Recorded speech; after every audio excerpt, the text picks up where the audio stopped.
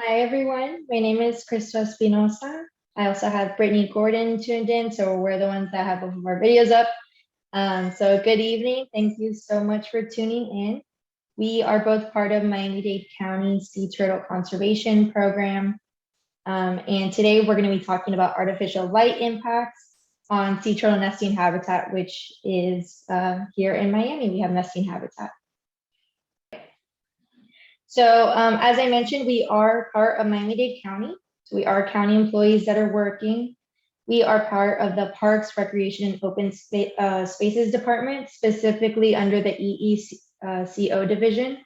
So if you guys have ever heard of Fruit and Spice Park, Miami Eco Adventures, we're all kind of these cool niche groups that are under that division. And because we work with endangered species, we do have a state issued FWC permit. So our permit holder and program manager is Laura Dell. So she is the one that allows us to have the authorization to do all of our sea turtle activities here in Miami. And what we are responsible for is marking, monitoring, and gathering data for all sea turtle activity on Miami-Dade County beaches. And so we survey 19 miles of beach during the nesting season, which is April through October, but those dates might fluctuate as some of the nests we've seen have been as early as late February. Next slide. So we're gonna kind of zoom out a little bit, right? So we're gonna talk about sea turtles first of all. So sea turtles are a large air-breathing reptile. They are characteristic of having these large flippers and sort of this aerodynamic body that really make them well adapted to spend their life in the ocean. They've existed for millions of years, but today only 7 species of sea turtle remain in the world, and 5 are found in Florida, and 3 of those, 7 overall, are the ones that nest here in Miami. So all species of sea turtles are listed as endangered or threatened. So some are critically endangered, some are threatened, some are endangered, and so really all the species need our help in efforts to preserve them and make sure that they don't go extinct. So the most common nesters here that we see in our county is, I'm not sure, there we go, is the loggerhead, the green, and the leatherback.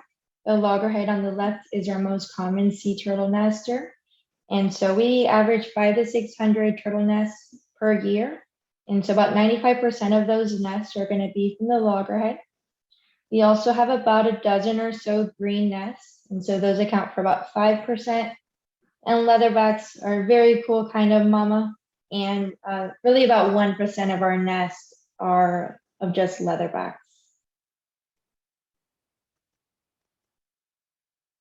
And so as I mentioned, Miami-Dade County is a critical nesting habitat for sea turtles. It's a good chunk of the year that the moms are coming and nesting, and then the babies are incubating. So the picture on the right is what is replicated to be an egg chamber. So when the mom comes onto the beach and finds a suitable habitat, they usually like darker beaches where there's not a lot of disturbances, preferably not a lot of light. Some turtles do prefer like dune vegetation. You can see the photo on the left. Some of them want their nests to be more landward and tucked into the vegetation. But you can see, again, the photo on the right, when the mom is digging her nest with her hind flipper, she'll make her egg chamber, which is sort of a cylinder, and then it turns into a bulb at the bottom to accommodate all the eggs. They'll lay anywhere from 80 to over 150 eggs, depending on the species. And so those eggs are incubating for about a month and a half, 2 months. And kind of like the photo is showing, doesn't have to be a full moon, but really at nighttime, the turtles will cue each other to start kind of climbing on top of themselves and the egg shells to come out at night and head to the water.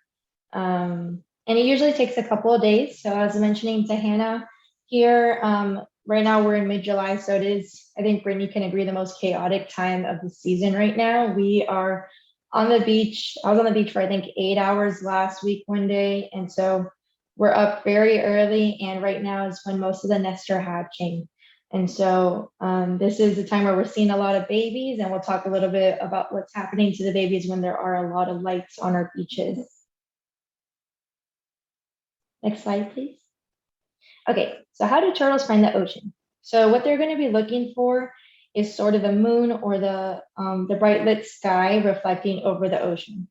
And so that's telling them that they're going to head towards the ocean, because behind them should be sort of that dune vegetated area that's going to be a lot darker.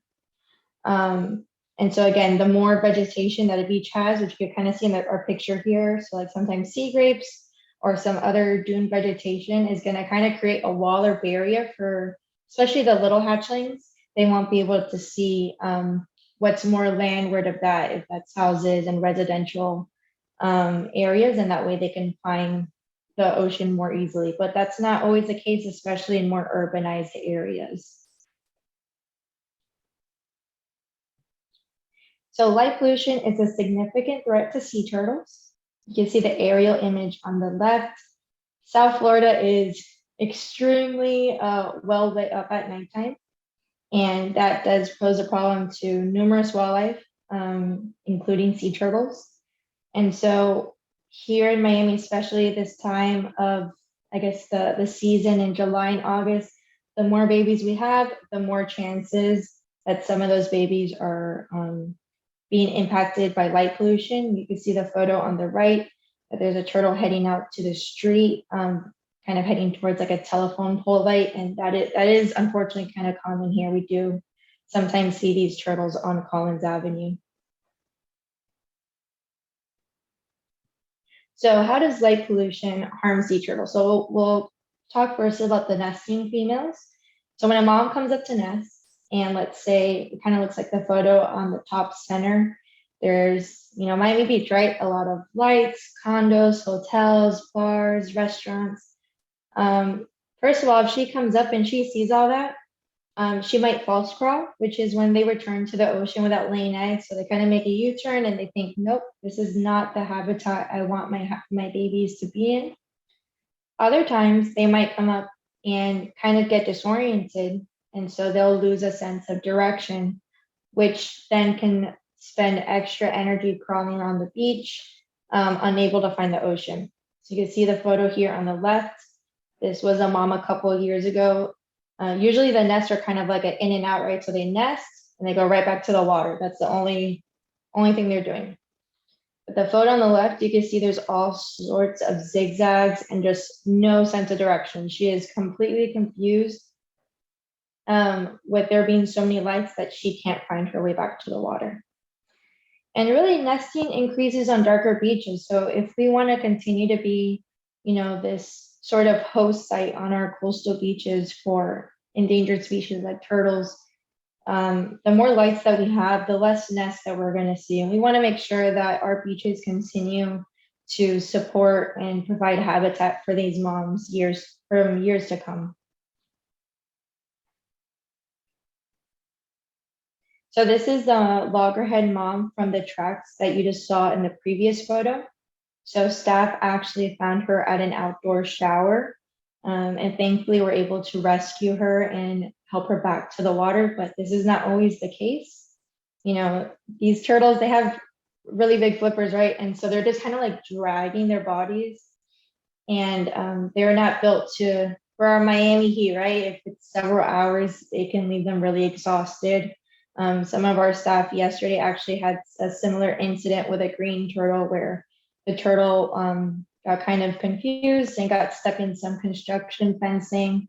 And if our staff weren't there, it probably wouldn't have been a happy ending. So now for hatchlings. So again, the turtles are going to come out and head to the water.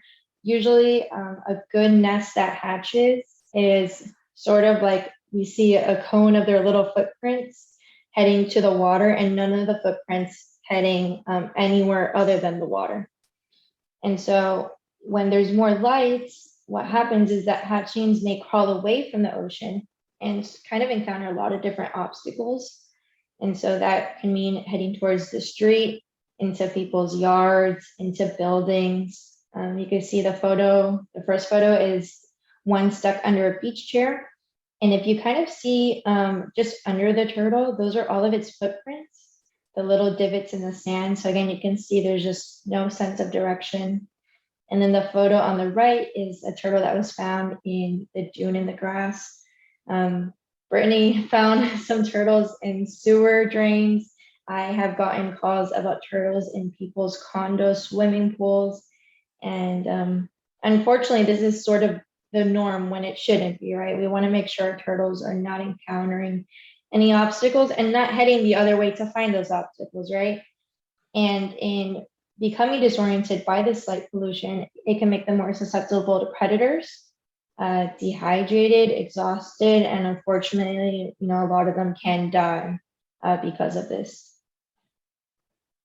So this is kind of what I mentioned, what we want the turtle hatchouts to look like. So you can see in the center of the photo, that sort of depression in the sand is where the egg chamber is. And it's almost like a 45-degree cone or like triangle that all the turtles made it up to the water. So this is the ideal nest, right? This is what it should look like. Now this is what we're seeing when there's a lot of lights. So kind of similar to the mom tracks, there's really just no sense of direction, a lot of zigzagging. When we do see disorientations, we'll try to follow the tracks as best as we can. And some of our staff have gone over, quarter mile, even a mile, just walking and following the tracks to see if we eventually find the turtle, or maybe it might have been picked up by a predator at that point. But again, this is not what we want to see, but unfortunately it can become very common here and also just in any urbanized area that also houses sea turtle nests on their coast. So what do we do? When we see disorientation events, so when we see those kind of hatchling tracks or even the adult moms, we will record that to Florida Fish and Wildlife or FWC. So this is an example of our FWC Marine Turtle Disorientation Report. So we want to provide, again, since we're working under a marine turtle permit, they want to make note of how many disorientations are happening, not only for our county, but really all over Florida, and the different circumstances that might have arisen from the event. And so you can see some of the categories. We note what species, if it was an adult that nested or false crawled, right? Because maybe there's so many lights and it false crawled, it might have been, due to there being too many lights, or if it was a hatchling. We also have to kind of draw pictures and show what we saw on the beach as far as direction. If we found hatchlings, if we found any dead ones, which has happened. And we also categorize what sources of light are there. So sky glow or urban glow is kind of just evident all over Miami.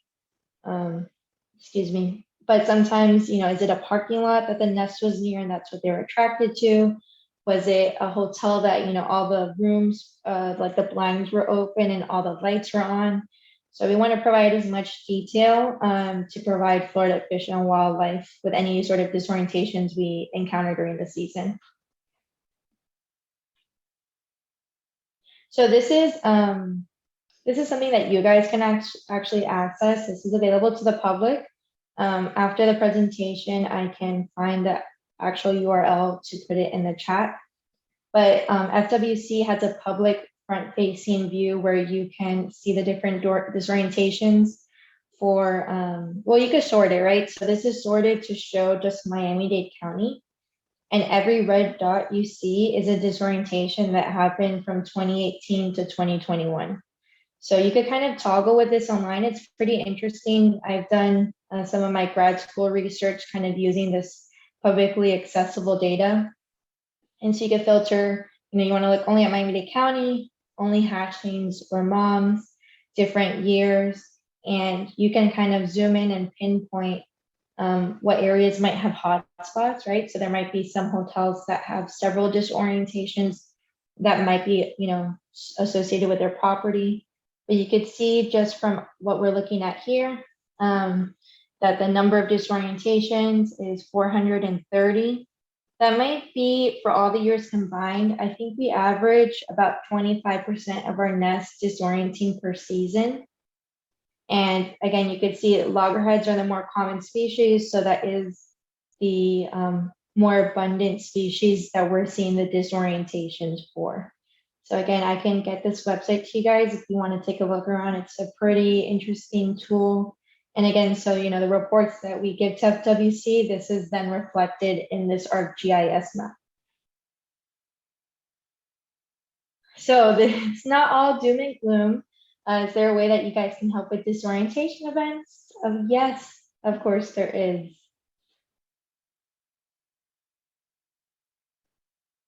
So what we always try to promote is sea turtle friendly lighting.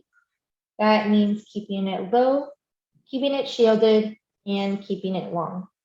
So low means low on the ground, right? So having a shorter light, if it's on a boardwalk near the beach or part of a property, there's a better chance that that light is going to be shorter than maybe the dunes or vegetation outside. So it's less likely that light will then penetrate onto the beach where the hatchlings or the moms can actually see it. Keeping it shielded means having some sort of cone or shield that is going to point the light only downwards instead of creating like an orb of light. And again, just having it shielded down is going to make sure that the light isn't just becoming this huge beacon, pretending to be a full moon where the hatchlings can more easily see it and become disoriented. And keeping it long. So a longer wavelength you can see in the picture is sort of a red, orange, amber coloration. Having a longer wavelength is enough light where property owners, for things like safety, you could still see and have a red light, but it's not negatively impacting turtles because the red coloration doesn't really bother their eyes.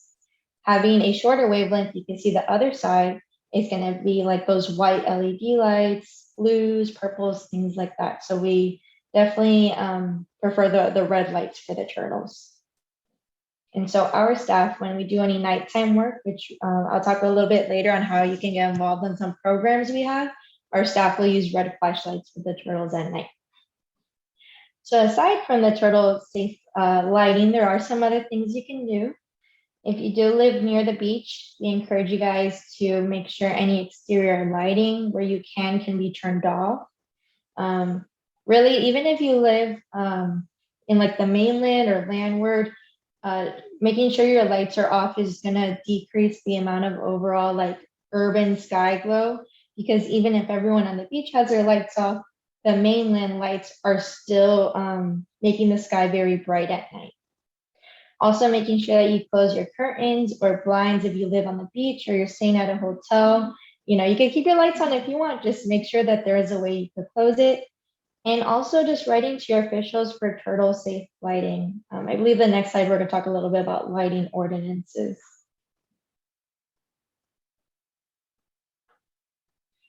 Okay, so this is a photo from Florida Fish and Wildlife talking about sea turtle lighting ordinances for the different counties and municipalities in Florida.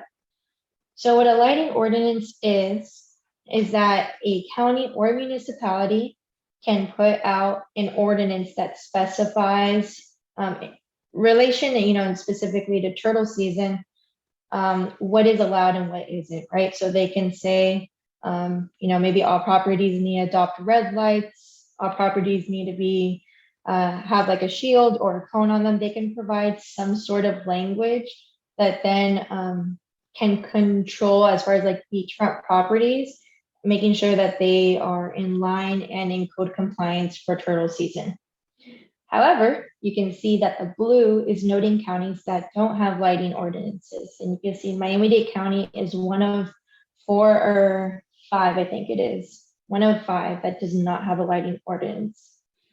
For Miami-Dade County, the municipalities can instate their own ordinance if they'd like. So for the county, Golden Beach, Miami Beach, Sunny Isles, and the village of Key Biscayne have instated their own ordinance for those specific municipalities. So that is something that they do voluntarily if they want to adopt that. FWC on their website, they have a whole landing page on sea turtle lighting and ordinances. They actually have like a template. So if a county wanted to, implement this, but they weren't turtle experts, there's no need. The template online gives really great suggestions on how local governments can instate stuff to help during the turtle season. And so again, this if you're passionate about this and you want to assist our turtles, especially here in Miami, having a lighting ordinance for the county that kind of blankets all the municipalities would hopefully be something that can decrease the amount of disorientations that we're seeing here. So that's all I got. I would love to open it up to questions. Really anything in relation to turtles, lighting ordinances, and after questions, Hannah, if it's okay, I can share my screen and go to our website and show you guys some offerings if you want to see hatchlings this summer and some things that we're currently offering right now for our program.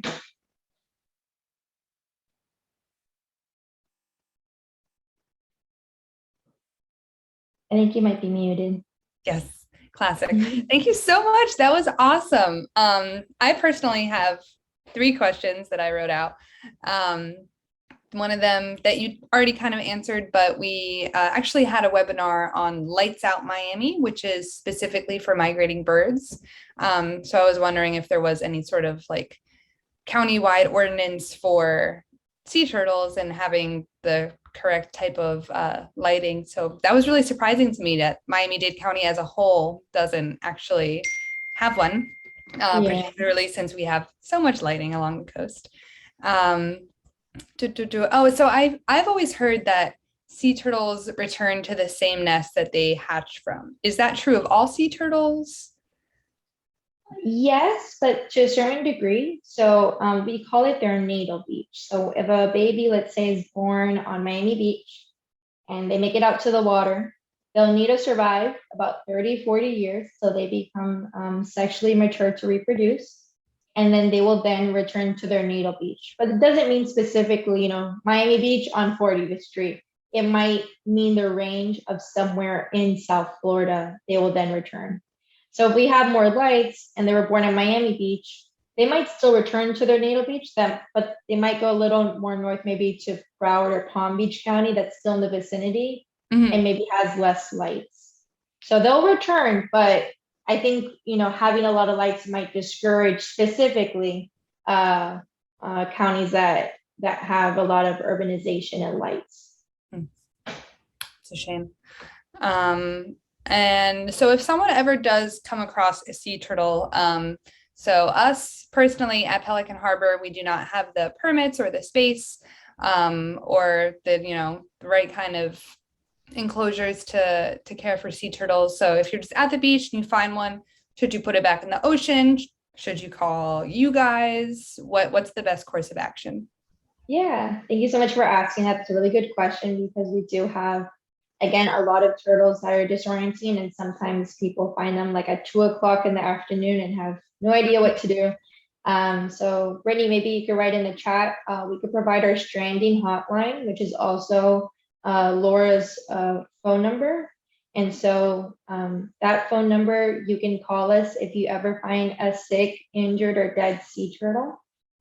We recommend if you do see hatchlings that are naturally coming out of their nest and making it to the water, to please give them their space, especially if it's at night. A lot of people don't know better and they want pictures and they're like following the turtles with the flashlights. So if you are able to, witness that sort of like magical moment, we do really suggest, no lights, red lights if you have them, but just kind of, a hands-off approach. If it is during the day and you see a turtle that might be stuck in the dunes, or, as Brittany might have found them like in a sewage drain, we do recommend you call that number so we can then coordinate a pickup and make sure those turtles are fine and suitable to be released during the nighttime. And if they need help, we can then take them to an appropriate rehab center if they've been injured. Awesome, thank you. We have a couple other questions in the chat. If your city doesn't enforce the lighting ordinances, what can you do? So if it doesn't enforce the lighting ordinances, if you are someone that owns property on the beach or our property manager, just starting kind of at the individual level is really good. Again, the municipalities themselves kind of voluntarily, even though there's not an umbrella kind of telling them to do the turtle lighting. A good example, for example, is Village of Key Biscayne. So I believe they're within 90 or 95% compliance with the specifications they have written down in their own ordinance in relation to turtle lighting.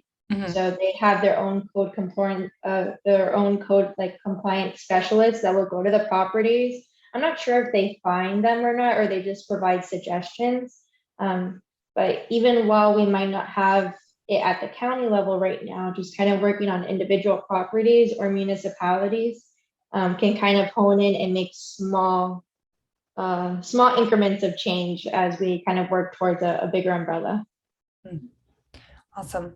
And Brittany now is getting some questions as well. She's been answering some questions in the chat about nighttime strandings and what people can do about that. And she had said that FWC prefers to have a hands-off approach. So some people are just wondering a little bit more about that and the policies. And yeah, so as Brittany, I think already answered, our work starts 30 minutes before sunrise. So right now, again, working with an endangered species, any sort of activity we do does have to be permitted by Florida Fish and Wildlife. So right now, what our staff do is we do the morning surveys during the turtle season. So we're permitted to start 30 minutes before sunrise and check all of the county's beaches and mark off the nest. So if you guys have seen the roped off areas, like with the yellow signs on the beach, that's our crew. And we're also permitted to respond to stranding. So if we find an injured turtle, us ourselves, we don't have a facility for the public to visit, and we don't house injured animals like Pelican Harbor does. However, if we find a turtle that needs help, FWC can then reroute us to different areas. So something cool that just happened this past week is that Zoo Miami just opened a sea turtle hospital. They have their ribbon cutting, which is so exciting because they are close to us, right? Sometimes we get injured turtles and we're driving either to Gumbo Limbo in Boca Raton or to Marathon Turtle Hospital and kind of doing like a relay with the turtle down in Key Largo. So we're very excited to have the support of Zoo Miami now to then help us in housing these injured turtles. And so we're a very small but mighty crew of people. And so we're hoping in the future to kind of do more nighttime work. I think Broward County does have a program where there is some volunteers that go and just look for turtles that are impacted by light. But as I mentioned, at least for our program, we do a hands-off approach and we document everything to then report to Fish and Wildlife, to hopefully use the sort of reports that we see for hopefully better, greater action in the future. Mm-hmm. Awesome. Thank you. Let's see. Priscilla asked, you mentioned the 3 types of sea turtles found in South Florida. Is the reason some are found less frequently, like the green turtle, because the numbers are declining, or just because they are found in other parts of the world? That's a good question. All of the turtle populations are either somewhat stable or kind of not, none of them are successfully increasing at the moment, but we have more loggerhead sea turtles just because Florida is kind of the mecca for loggerhead nesting. So Florida provides, I think, over 90% of the nesting for the whole entire United States. And Florida sees somewhere around 90,000 loggerhead nests a year. So our sort of 500 of the loggerhead nests is a very small fraction. But again, we see more loggerhead nests, not because necessarily the green turtles are declining, but just because the area of the world we're in is a larger area for nesting habitat for loggerheads. For example, the leatherbacks, I think we only get a couple thousand in Florida in total. However, they have other populations in Costa Rica, in the Caribbean. So different parts of the area will have different sort of nesting hotspots for these species. And what's the overall survival rate of a nest, like the average percentage of turtles that make it to adulthood? Very I know it's little. low. Yeah. So as I mentioned, turtle nests, let's say on average about 100 eggs per nest. Only 1 in 1,000 is going to make it to adulthood, that 30, 40-year mark to have babies of their own. And Wow. so in every 10 nests that you see on the beach, we estimate about one will make it. So they really need our help because, those odds are pretty bad. So again, they really face all sorts of adverse effects, even, when they make it to the water, they got to avoid predation, the boats, things like that. So we try and kind of tackle all these issues to give them the best chance to make it out and deal with the next issue. Yeah. Try to survive and make it out there. Yeah. A lot of hurdles. Yes, definitely. If anyone else has any other questions, feel free to drop them in the chat, or you can unmute yourself and ask. We have a wealth of knowledge here, so. Yeah. While we wait for more questions, Hannah, if it's okay, I'm going to share my screen so I could talk a little bit about some programming that we have if people are interested. Sure. Just 1 second. Can you make me co-host, please? Yes. There you go. Okay.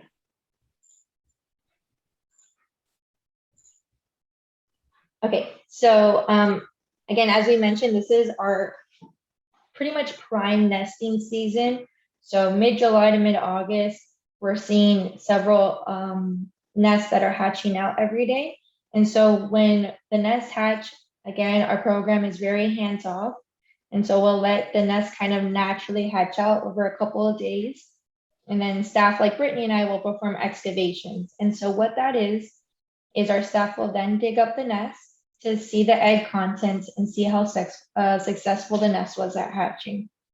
So if a nest is maybe washed over during a storm a bunch of times, that nest might reflect, having more eggs that didn't hatch. So we want to kind of collect this data to get a better overall picture on how Florida is doing in general with nesting.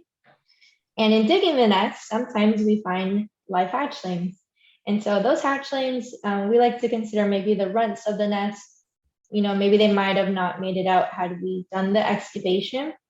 And so those hatchlings, we then hold on to them. And what we offer as of Monday is hatchling releases.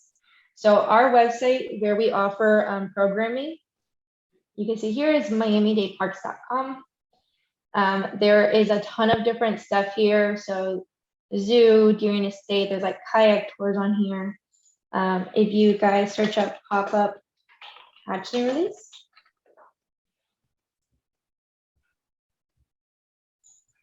This is our current landing page for the hatchling releases. So I'm not sure if anyone here has attended in the past, but in the past, we used to, on July 1st, put out a bunch of dates for the entire summer. Again, where you can come and join us at nighttime, have an educational presentation by one of our staff, and watch any hatchlings that we found that morning make their way to the water. This year, we are doing it as a pop-up hatchling release.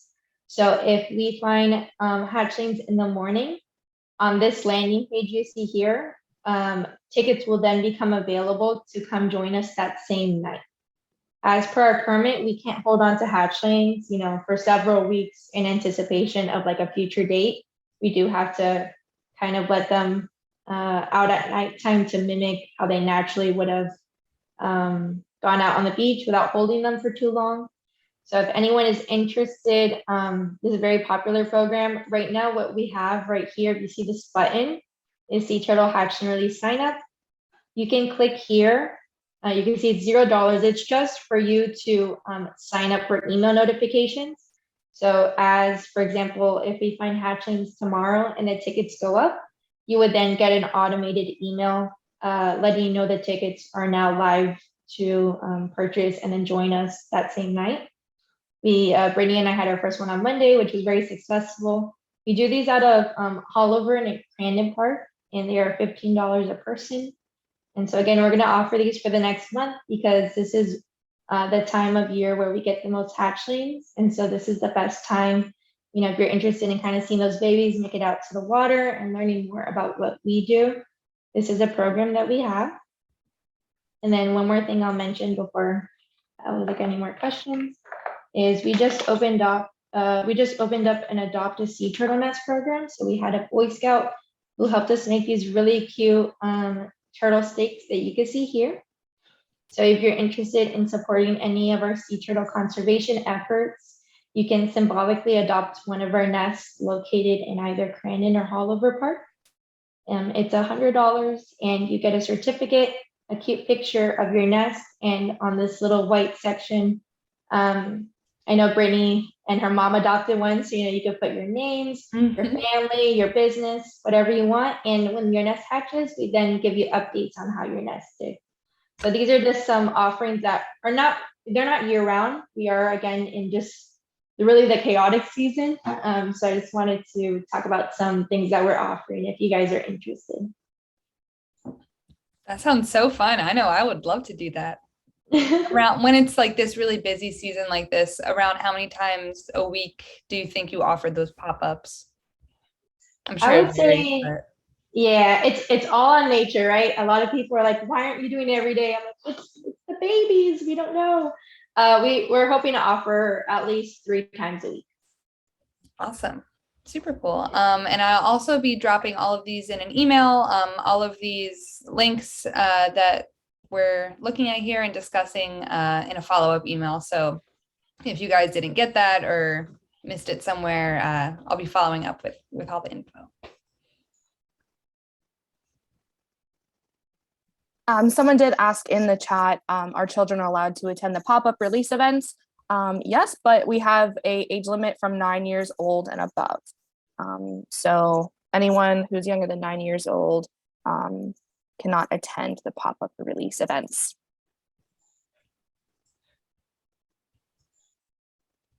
And yes, Diana, that is one of the links that I'm going to be providing in the email as well. I just added it to the chat. I was like trying to There we look at it go. while also answering stuff. Both. It's a very cool ArcGIS kind of like hub site again that you could kind of play around with and learn a little bit more about disorientations and how they're impacting different counties.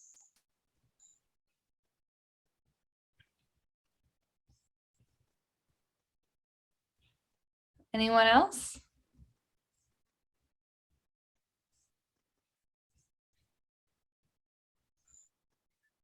Well, I thank you guys so much. This was so informative. I know I learned a lot and I'm excited to see what I can do to hopefully come and see some nestlings also. But yeah, if no one else has any other questions here, we'll let you be on your merry way. Thank you guys so much for tuning in.